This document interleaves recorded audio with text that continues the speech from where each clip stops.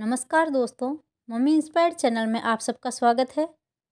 आदर्श बीवी, आदर्श भाभी और अब आदर्श सास, ये आदर्श शब्द सदा से मेरे नाम के साथ जुड़ा हुआ है। ये खिताब मुझे यूं ही नहीं मिल गया, पर इस खिताब के बाद जो मेरे साथ हुआ उसकी तो मैंने कभी कल्पना भी नहीं की थी। इसके लिए मैंने बरसों मेहनत की है, त्याग और संयम की नींव पर इसे खड़ा किया है। इस दुनिया में जहाँ सब एक दूसरे को लूटने खसोटने में, बुराई करने में ही आनंद प्राप्त करते हैं, वहाँ आदर्श का खिताब पा लेना कोई आसान बात नहीं है। मैं जब नई नई ब्याह कर आई थी, मन में एक सपना संजोया था कि मैं एक आदर्श पत्नी व बहू बनकर रहूंगी। हर परिस्थिति का सामना करने के लिए मैं कमर कसकर तैयार थी। 2 दिनों में ही घर में सबने कहना शुरू कर दिया, बहू तो बहुत अच्छी है। इन्होंने भी कहा, शुभ्रा तुम बहुत अच्छी हो। मैं इस अच्छी से भी ऊपर उठना चाहती थी। मैंने इसके लिए बहुत मेहनत की। ऐसा नहीं कि मैं सिर्फ अच्छा कहलाने के लिए ही ये सारी कोशिशें करती थी। मैं अपनी आदत से भी मजबूर थी। दूसरों को खुश रखने में ही मुझे संतोष मिलता था। मैं सुबह 5 बजे उठ जाती थी। स्नान पूजा के बाद सारे घर में झाड़ू लगाना, सफाई करना, पोंछा लगाना, फिर सारे बर्तन रगड़ रगड़ कर साफ करना, पानी भरना। इतना काम हो जाने तक सब उठ जाते थे। फिर मैं चाय बनाती थी। सब हाथ मुंह धोकर टेबल पर आ जाते। सब इकट्ठे चाय पी रहे होते। उस वक्त मैं रसोई घर में नाश्ते की तैयारी में जुटी होती थी। बाबूजी को सूजी का हलवा पसंद था, तो इन्हें बेसन के पकोड़े। ननद इन दोनों में से कुछ नहीं खाती थी, उसके लिए नमक का पराठा। देवर के लिए तथा इनके लिए ब्रेड आमलेट। सासू जी का मेन्यू रोज़ बदलता रहता था, इसलिए रोज़ उनसे पूछकर ही बनाती थी। नाश्ते के तुरंत बाद ही मैं खाने की तैयारी शुरू कर देती थी। इधर दाल चढ़ाकर नाश्ता टेबल पर रखती और फिर सबको बुलाती। कोई नहा रहा होता तो कोई वर्जिश कर रहा होता। ननद किसी उपन्यास में डूबी होती।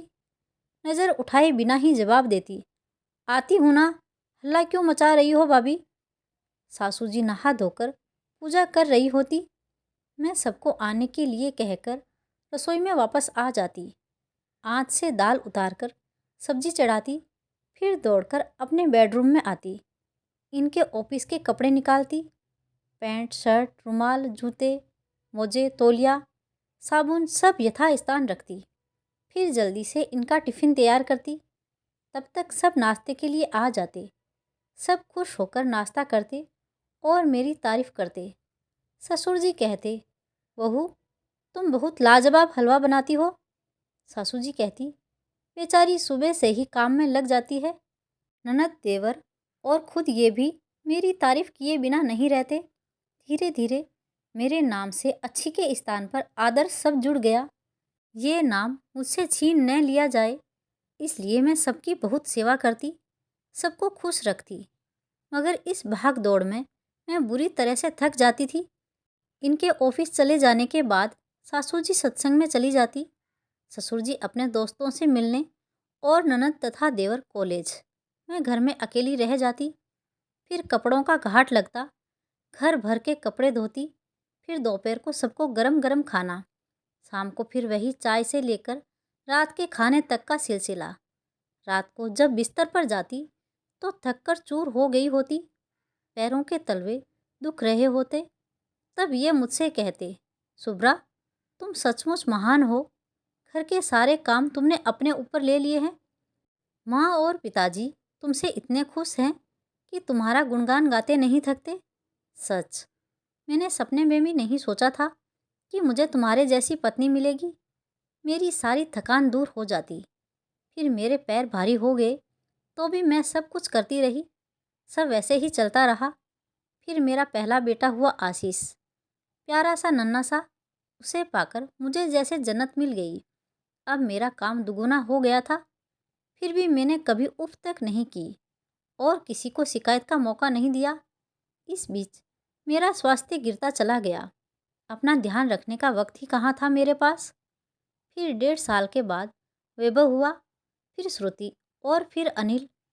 शादी के बाद कितने अरमान थे, कितने सपने देखा करती थी कि मैं इनके साथ कश्मीर घूम रही हूँ। दोनों बर्फ पर बच्चों की तरह दौड़ रहे हैं, एक दूसरे पर बर्फ के गोले फेंक रहे हैं, खूब हंस रहे हैं। फिल्में, सैर सपाटा, न कोई डर ना चिंता। पर वो सब कहाँ। सपनों का नरम बिछौना यथार्थ के कठोर धरातल पर बिछा हुआ था। मैंने न तो कभी इनसे अपने अरमानों की बात की, उनके धूल में मिलने का डर था कहीं वो ये न कह दे कि इतनी जिम्मेदारियां हैं मेरे ऊपर। घूमने, सैर सपाटे, फिल्में देखने में खर्चे क्या कम होंगे। बड़ी मुश्किल से तो घर का खर्च उठाता हूँ। और तुम हो कि मैं बुरी नहीं बनना चाहती थी, इसलिए सदा चुप रही। हम दोनों कहीं भी घूमने नहीं गए। बच्चे बड़े होने लगे, इधर सास ससुर भी वृद्ध हो चले थे और बीमार रहने लगे थे। मैंने उनकी जी जान से सेवा की, पर वे हमारा साथ कब तक देते। आखिर दोनों एक एक करके हमारा साथ छोड़ गए। फिर हमने ननद की शादी की। मैंने अपने दहेज का सारा सामान उसे दे दिया। सब नया नया वैसे का वैसा ही रखा था। ननद रो पड़ी थी, भाभी तुम कितनी विशाल हृदय हो। देवर को पढ़ाया लिखाया, लायक बनाया, फिर उसकी भी शादी की। अचला आई मेरी देवरानी बनकर। मैं उम्र में उससे बहुत बड़ी थी, वो मेरी इज्जत करती थी। मैंने सोचा था शायद अब मुझे थोड़ी राहत मिलेगी, पर यह क्या। उस दिन जैसे ही अचला ने रसोई में आकर सब्जी काटने के लिए चाकू उठाया, देवर जी पीछे पीछे आए और उसका हाथ पकड़कर खींचते हुए बाहर ले जाने लगे और बोले, तुम्हें खाना बनाने की कोई ज़रूरत नहीं है। भाभी के जैसा खाना तो कोई बना ही नहीं सकता। मैं तो जिंदगी भर उन्हीं के हाथ का खाना खाना चाहता हूँ। क्यों भाभी। मैं मुस्कुराकर बात को हंसी में टाल गई थी। फिर तो अंचला कभी मेरी सहायता के लिए नहीं आती थी। मैं भी तो एक इंसान हूँ, मेरी भी इच्छा होती थी कि कभी आराम करूँ, पर मैंने कभी उससे कुछ नहीं कहा। अचला हमेशा अपनी सहेलियों से यही कहती, भाभी बहुत अच्छी है, मुझे तो किसी काम को हाथ नहीं लगाने देती। धीरे धीरे बच्चे भी बड़े हो गए, सब अपनी अपनी पढ़ाई में व्यस्त हो गए। मैं सबका पूरा ध्यान रखती, कब किसे क्या ज़रूरत है, कौन से कपड़े पहनने हैं, क्या खाना है। बच्चे हमेशा लाड करते हुए मेरे गले से लटक जाते, माँ तुम कितनी अच्छी हो, हमारा कितना ख्याल रखती हो। श्रुति ने भी कभी कोई काम सीखने में रुचि नहीं ली। बचपन से आदत जो पड़ गई थी माँ पर निर्भर रहने की। हाँ, जब कभी मैंने खास किसी काम के लिए कहा तो अवश्य ही मेरी सहायता की। बेटे तो फिर बेटे थे, वे तो राजकुमारों की तरह रहते थे और मैंने भी उनकी हर इच्छा पूरी करने की कोशिश की। बेटी जब 22 की हुई तो हमने उसकी शादी कर दी, वह ससुराल चली गई। बेटे नए जमाने के थे। बड़े बेटे आशीष ने अपनी पसंद से अंतर्जातीय विवाह किया। मैंने थोड़ी चैन की सांस ली कि अब तो मेरी बहू आ गई है।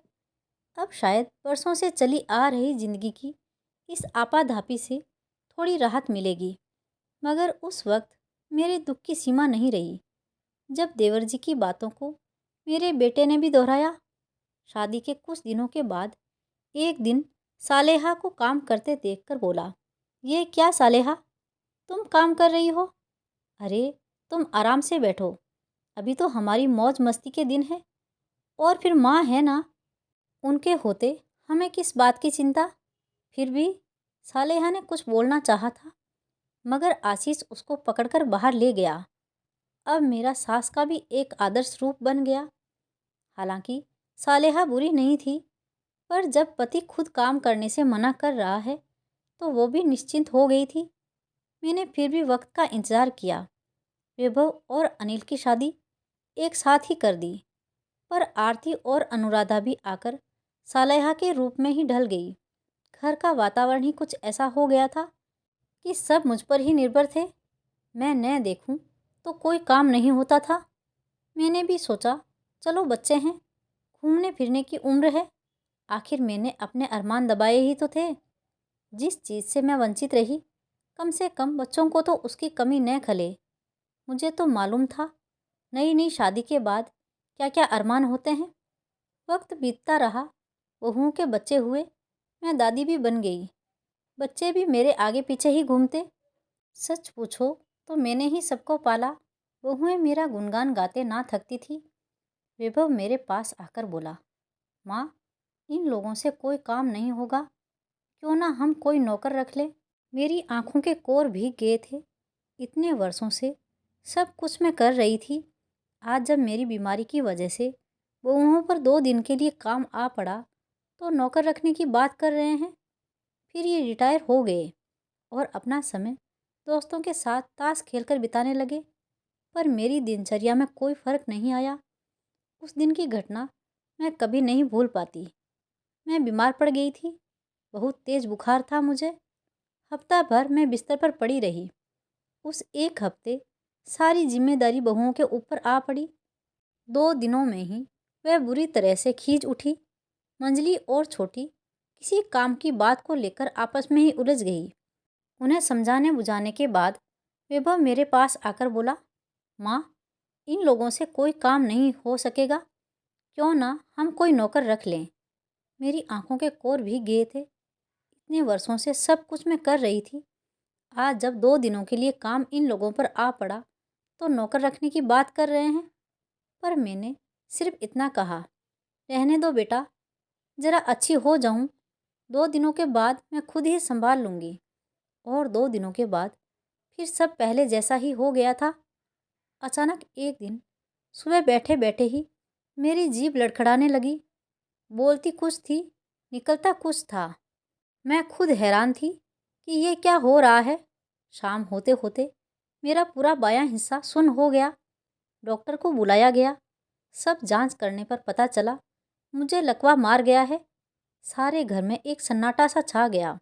मैंने मुस्कुराकर कहा, क्या बात है, सबने मुंह क्यों लटका रखे हैं। भगवान ने चाहा तो जल्दी ठीक हो जाऊंगी। पर मजबूरी वश मैंने बिस्तर पकड़ लिया। अपना काम करने लायक भी न रही।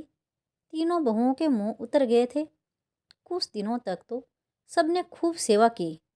फिर धीरे धीरे सब अपनी अपनी दिनचर्या पर उतर आए।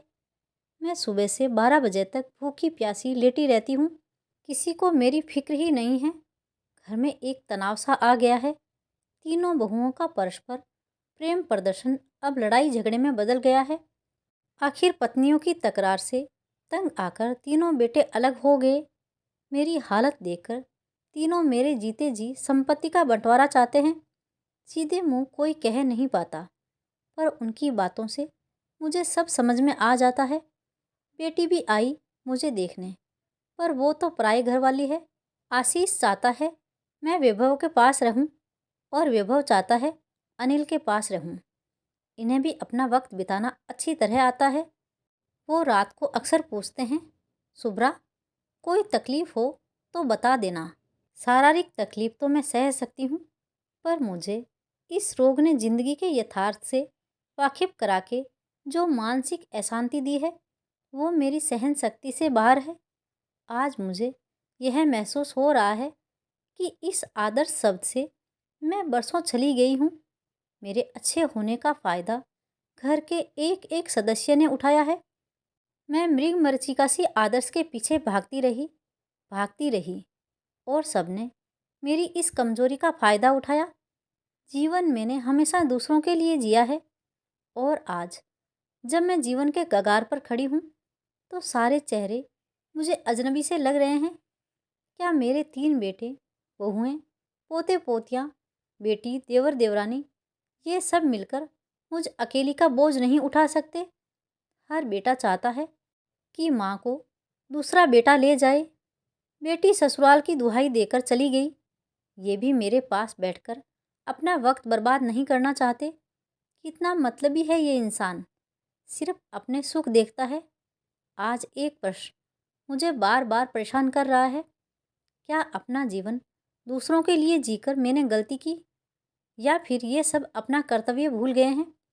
तो दोस्तों, क्या मेरा आदर्श बनकर रहना सही था या गलत?